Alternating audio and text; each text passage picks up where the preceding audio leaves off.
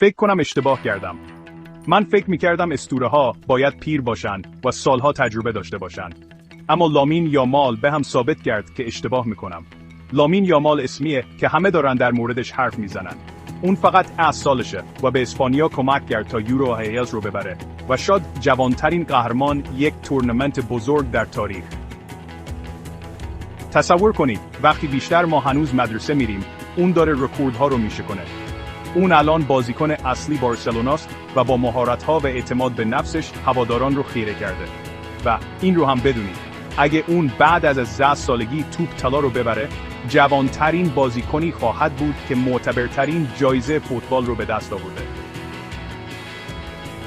حتی اسطوره‌های مثل کلود ماکلله هم میگن آینده یامال طلاییه.